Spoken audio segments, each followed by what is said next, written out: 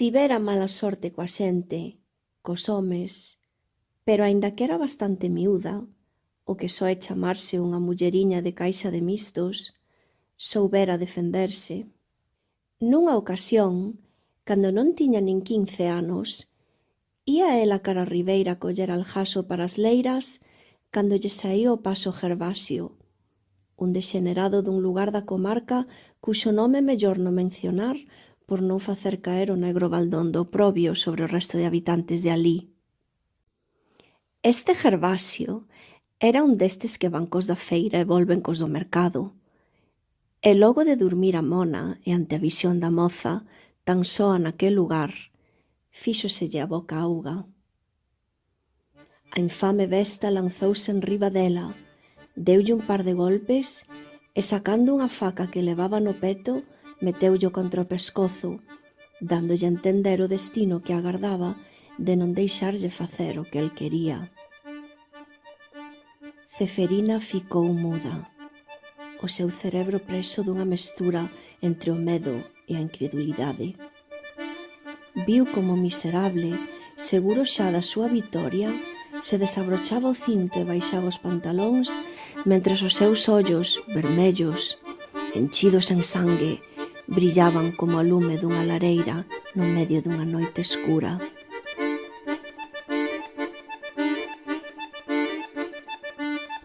Naquela sorte de pesadelo, cos ollos pechados mentres notaba o metálico sabor do sangue fluindo dos seus beizos, logo dos golpes propinados por aquel valente para asegurar a súa fazaña, Ceferina sentiu a dor provocada por aquelas mans que pretendían abrir paso ao seu ariete, unha dor que lle deu as forzas suficientes para cravarlle as súas unllas nos ollos e deixalo medio cego.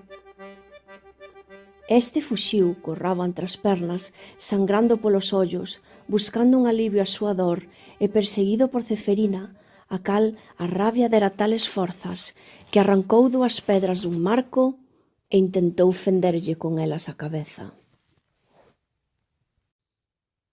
A besta fuxiu pola súa vida polo medio das silvas, toxos e demais flora. Da fauna xa non falamos, porque todos os animais que por ali andaban fuxiron ao escoitar os berros dese desgraciado.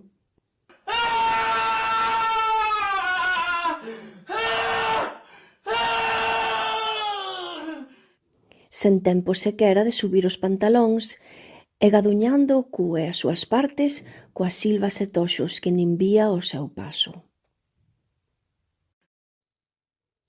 Cando a súa tía lle preguntou polas feridas que tiña na cara e polas mans tan emporcadas que traía, ela díxolle que caera e batera contra unha pedra. A tía díxolle que andaba nas batuecas e merecía que lle deran unha man de paus para ver se espabilaba dunha vez. Por sorte para el, porque da primeira escapou, pero da segunda quen sabe. Ceferina non volveu a ver nunca máis aquel cobarde.